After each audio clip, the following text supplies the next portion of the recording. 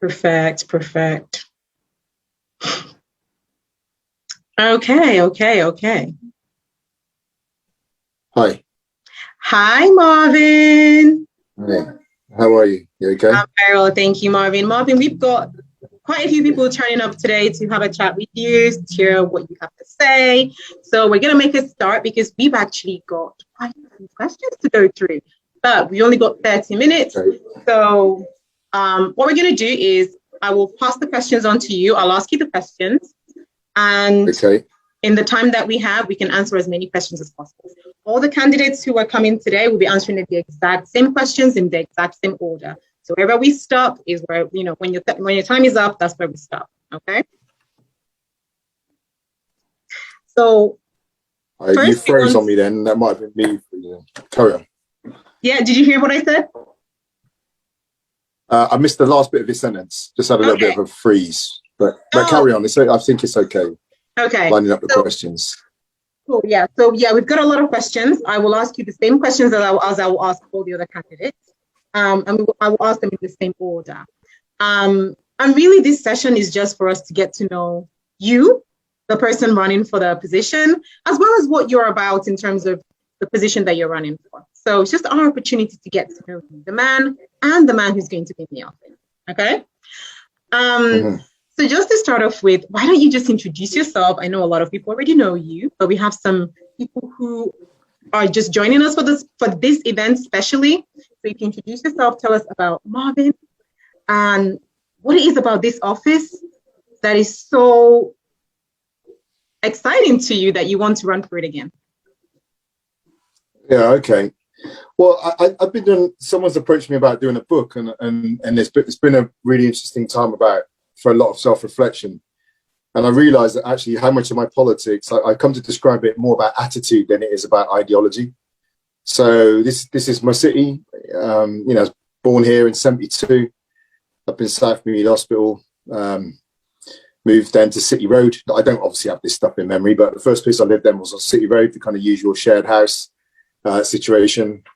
I think my mum lived in the same house as Sherry Eugene for a little while, actually, when everyone was had their own floor and all that. And then from there, we went down to Devon for refuge, came back to Lawrence Weston, and then moved to Easton in 78 and lived there till I went off to university.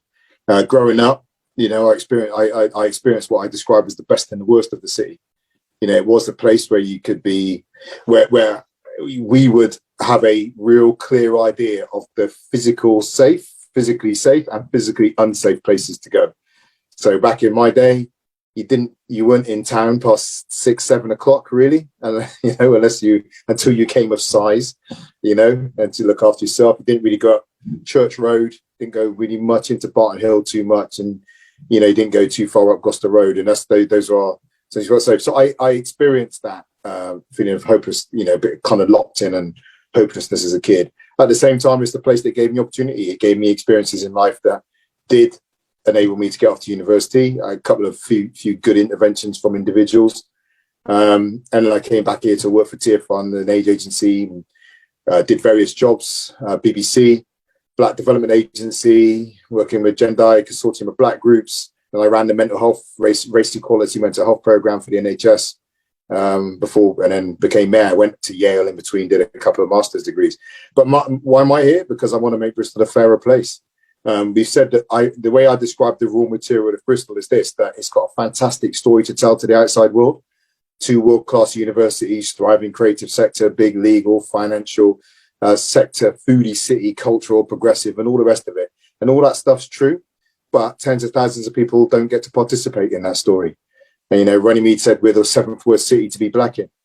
Resolution Foundation say we're the worst city to be born poor in. 1 in 4 children growing up in income-deprived households. And I suppose for me, it's about how do we continue to protect and pursue that ambition that we've done with Channel 4, the construction, but how do we do it in a way that brings child affordable homes, poverty, kids in the care system, not paying council tax, and all the things that we've been doing. Cool. Thank you for sharing that with us, Marvin. I like what you just said, that Bristol has a great story to tell. I love Bristol so much. I've been living here 10 years and I've never known how to describe how much I love Bristol. And I think that phrase, that Bristol has a great story to tell, it just puts everything for me in one sentence. So thank you for that. Okay, so now I'm going to sorry, at the risk of saying too much, I'd always described it as a fractured city that's full of contradictions. That's the way it is. Really? Yeah. like a movie. Yeah. Okay, you just missed our movie time. We had a movie game. Oh, nice. What I'm going to do now is I'm going to go ahead and ask you the questions that our members have submitted. And these are their own words. What I've done is I haven't changed the words of our members. I'm going to just read out the questions the way that they submitted them. Okay? Sure. So here's the first question. The reparations motion recently passed at Bristol City Council that outlines a number of actions that need to be taken for the city to move towards reparative justice.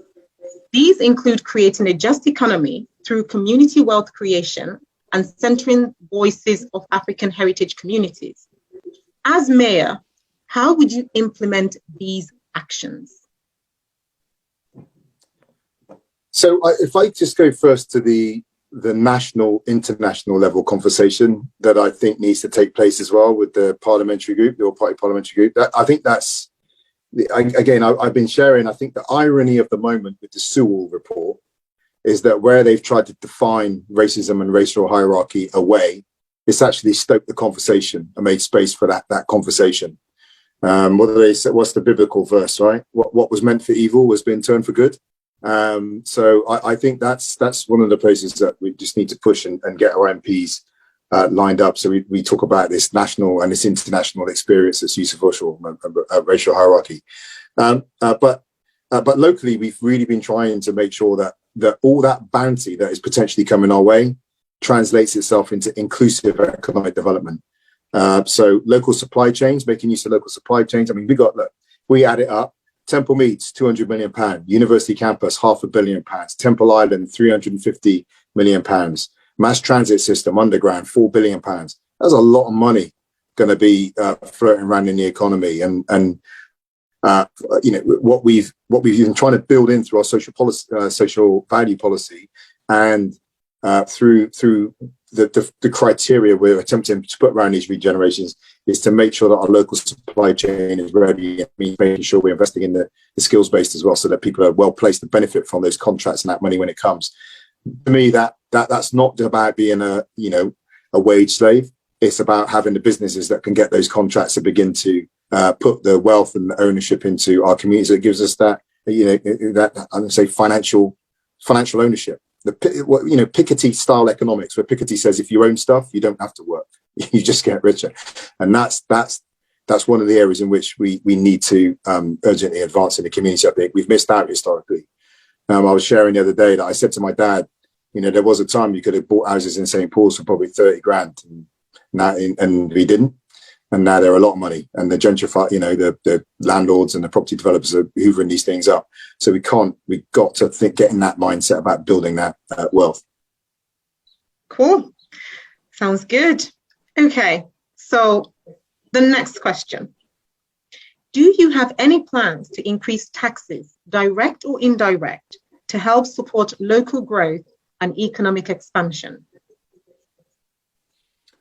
Well, we have to maximise the tax we control is council tax, but where I say control, that's the qualified control, because in the government's funding formula, they always make the assumption when they're working out how much money they're going to give us in their grant, they make the assumption that we maximise council tax. If we don't maximise council tax, then they penalise us for it. They won't give us so much money, and they say, well, you didn't take advantage of the opportunity. This is one of the things that Keir Starmer pointed out when he said local government should not be put in a position where they have no option other than to maximise council tax. So that's I think we can safely say that that's going to be the path for the foreseeable future. And obviously that's the basis of a large part of our interventions in the city. So it's one of our major income sources. So unfortunately. Well, not unfortunately for the support, but unfortunately for the taxes. Yeah.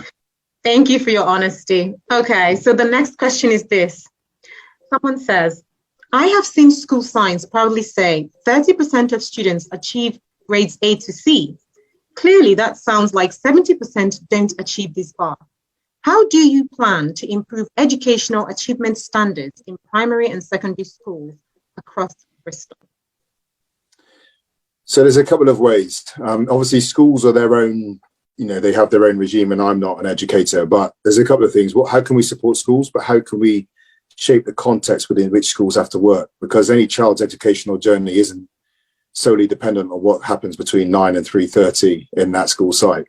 So our commitment to building affordable homes in mixed tenure communities, and that's really important, that we don't create islands of affordability and islands of unaffordable homes.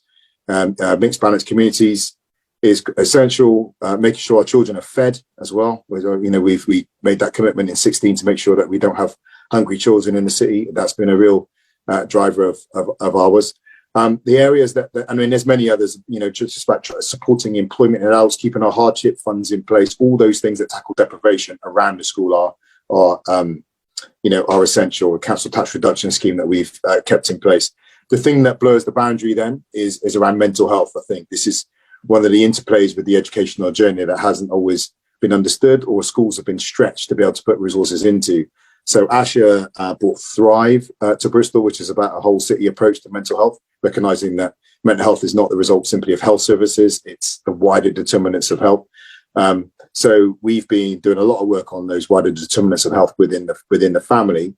But we've also been rolling out mental health programs like Jigsaw. 96%, I think, of our primary school teachers have now been trained in Jigsaw, which is about mental health. What we're very aware of is that teachers are stretched too. They're not measured on mental health. They're measured on like academic performance. So what we need to do is find a way of supporting the schools to pick up the challenge of mental health without saying to teachers, "Oh, and here's something else you need to do," while they may also be struggling with their own mental health. I will share. We have now with Andy Forbes, who probably worth inviting to this group. Actually, he's the head of City of Bristol College. We're finalising this educational catch-up plan, educational recovery plan, and there are going to be 3 strands to that. One is academic catch-up, and we know the burden of the educational price is falling disproportionately on the shoulders of already disadvantaged children, young people. There are 3 strands: classroom catch-up that we need to work out how we're going to do. The other is mental health.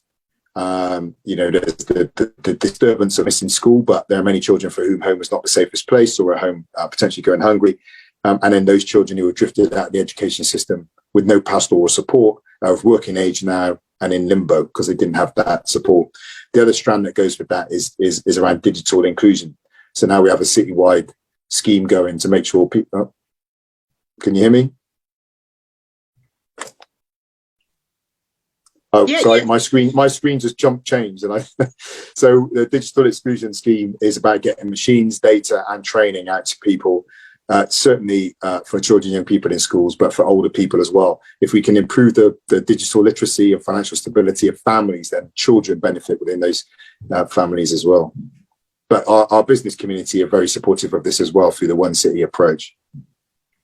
Sounds awesome. Okay, the next question is about traffic pollution. So one of our members is asking, she says, traffic pollution is often worse in economically deprived areas. This is despite the fact that these communities are the least responsible for causing this pollution. For example, the rates of asthma in the Lawrence Hill ward are some of the highest in the region. The proposed clean air zone may, due to this displacement of traffic around its boundaries, increase the problem. As mayor, what will you do to protect the communities bordering the clean air zone? So I think so I'm just going to put a bit of a nuance within there. It is true that in many areas, in this worse in the most deprived areas, actually it's not universally true across the city. So like Hartcliffe and so forth, they are not in the deprived areas, but not highly polluted. But yeah, there is an interplay with pollution and inequalities. So the clean air zone, again, just a qualification on that. We are both morally and legally required to do it. If we don't put one in, we get taken to court. But we have been making the case to government that clean air zones are a very blunt tool.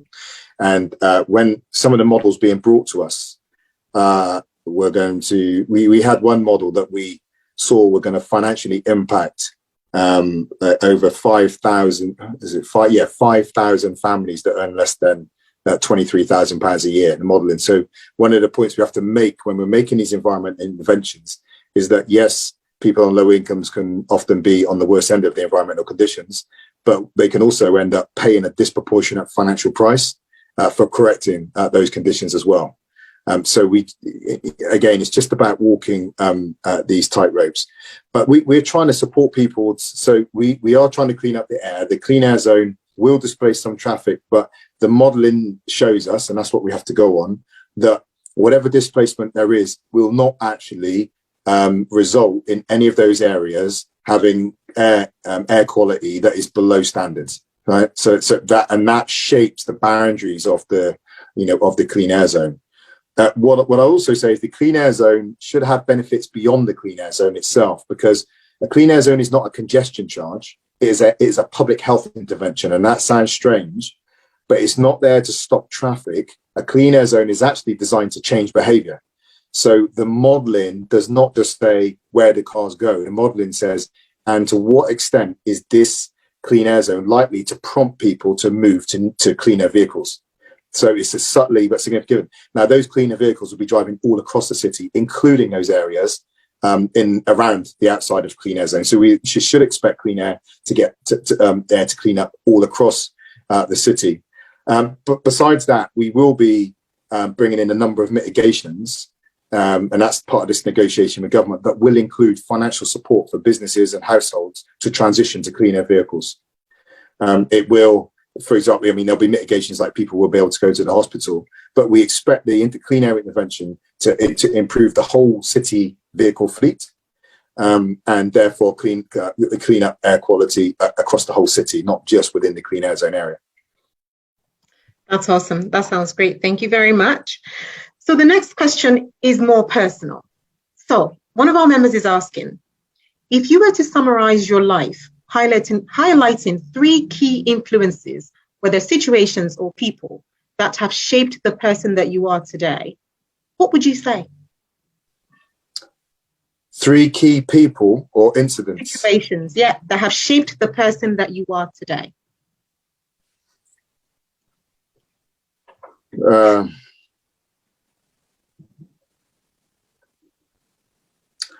One incident, right, which is not the beginning of it, but which was a realization. So when I was young, I the thing that really kicked me off, I was a bit naughty in school. I've only got 5 C's at GCSE. I wasn't allowed to go to 2 lessons. But what happened was I was terrified of failing. My school reports used to say, Marvin, you're a very bright lad. You could do well if you worked hard, but you're not working hard. And I said to myself, all right, that's great. But what happens if I work hard and they find out I'm not as smart as they think I am? And that may feel jokey, but it paralyzed me at school because I didn't want to blow my cover. I was so afraid of failing. So my advice to young people is failure is a part of life. Don't let it stop you, but you never overcome that fear of failure. But I actually went up to I wanted to be a Royal Marine officer. And with my careers teacher telling me only good, he actually said it's really hard, Marvin, so I wouldn't bother trying. But I actually went up to the Lake District. They liked me for some reason. And I went on this kind of trial trip up in the Lake District. And day one, I'm with all these private school kids. And they give you these exercises to do. And my exercise on day one just went badly wrong. I'm already conscious. I got a Bristol accent. I'm the only black guy on the course. And I'm a comprehensive school kid. And I've got deep insecurities, right? Even though I'm reasonably fit. And the previous me, from that on time on, would have sabotaged everything. I would have sabotaged I would have been misbehaving and so forth. And I went to bed that night and I thought, I can have a day one tomorrow. And I had a day one the next day. And the rest of the week went well. And I ended up going out to Lympstone, passing the fitness, passing the Admiralty interview board. That was a massive lesson for me. You can always have a day one tomorrow, right? Key influence. I mean, obviously I would say my mum, but maybe that's too easy. I had a teacher called Mr. Jennings, who's still around Bristol, and he wrote in my school report, Marvin, the wall could be your oyster, but the way you're behaving, you're not going anywhere. Now, I invited it, and I took that report home and I read it, and I was like, okay, you got to do something, Marvin. And what I've said, I invited Mr. Jennings to the launch of my campaign, in 2012 when everyone was saying, who's this guy? We don't know who he is. And you know what? I said to Mr. Jennings, Mr. Jennings, you wrote my school report and I wrote it and it meant everything to me. Do you remember writing that? And he said, no. And that's something for all of us. You never know what you say that is either a source of life or a dagger in someone's heart, right? And he said something that he didn't even know he said that was of profound significance to me. And I've said to teachers, educators, someone may come to you 25 years later and say, hey, you said this to me and it made all the world of me. Someone may never do it, but never doubt that your input into people's lives all the time. 3. So the Marines, Mr. Jennings. Oh, when I was 18, I went to the Arctic. Interestingly, today I'm president of the British Exploring Society, who took me to the Arctic. And I was, as Michelle Obama describes it, a poppy seed in a bowl of rice when I was up in the Arctic, right? And me and these 3 guys, we climbed a mountain at midnight. Remember, the sun is up 24 hours. So when we were on the adventure phase, they give you a map, say, go where you want. Climbed the mountain, sat on the top of a mountain at midnight.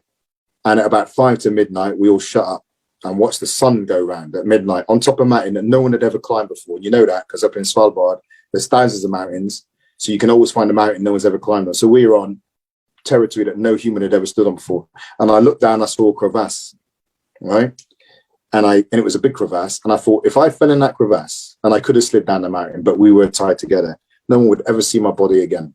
And I looked out over the enormity of what was in front of me, thousands of mountains, glaciers, the sun going round. And I realized how small and insignificant my life was.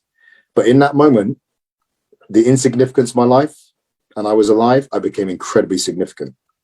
And I realized that my significance in my insignificance. And that was a profound moment of realization that I'm actually alive. That was just beautiful. That goosebumps. Yeah, that was beautiful. Thank you for sharing that, Marvin. Thank you. All right, I'm going to move on to the next question. So one of our members is saying, there has been a number of research papers, right? I'll start again. There has been a number of research papers that concluded that businesses are more likely to outperform their peers if they have ethnically diverse leadership. Therefore, what will you do to promote ethnic diversity on the boards of Bristol's businesses? McKinsey, Diversity Matters. I've been touting the IBM report, Diversity as Strategy, for about 15, 16 years now, which I thoroughly recommend people to read. It's a 2004 report from Harvard Business Review, but it's there. I mean, the first thing I do is I say, I'm not asking, when we go to our businesses in the city, the point is we're not asking you to do charity or do the right thing. We're doing it because it's in your strategic interests, right? And if you have managers who don't have the ability, 1, to recruit, 2, to retain and promote, and 3, manage, whichever way you put them in, a diverse team, you've got a manager that's not fit for the job, right? It's like having a football manager that only knows how to coach goalkeepers. It's nice, you're not going to do the team any good.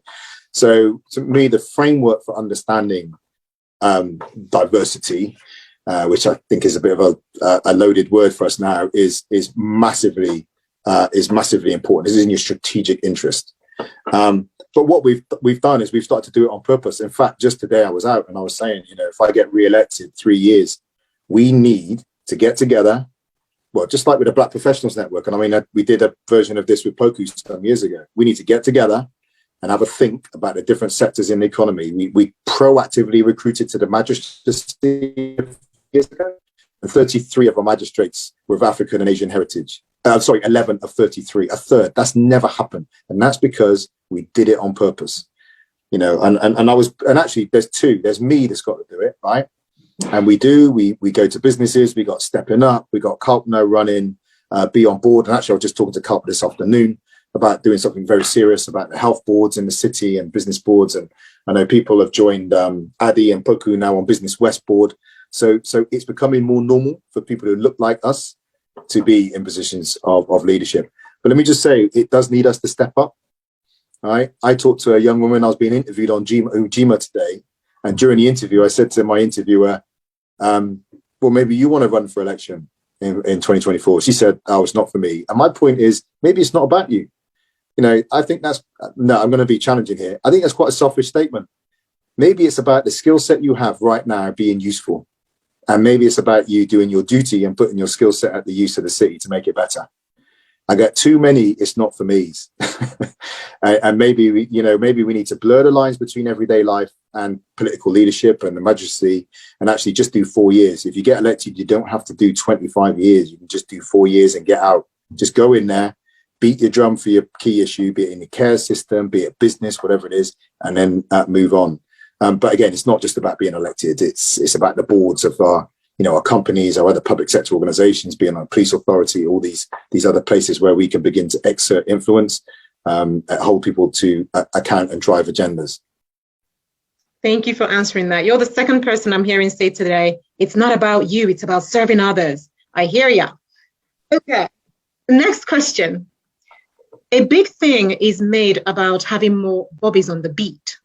While policing is an important part, what steps are you taking to tackle root causes of criminal or antisocial behavior?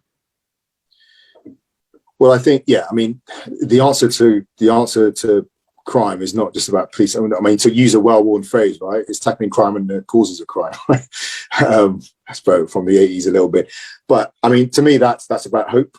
And what's the what helped me? My friend, I was actually telling a story today about when guys I hang around with in the 90s were out starting to burgle and do all these sorts of things, and I didn't do it because I had a sense of hope. It's what they thought they were going to do, and so I think there's a we've got to look at making sure our young people know there's hope. They can visualize where they could be, and dare I say, when I ran for mayor in 2012, and I was on stage with George Ferguson, Jeff Gollop, and John Rogers, and I was in a room of white legal property developers, I don't think the mayor looked like me then. The mayor looks like me. The mayor looks like you today.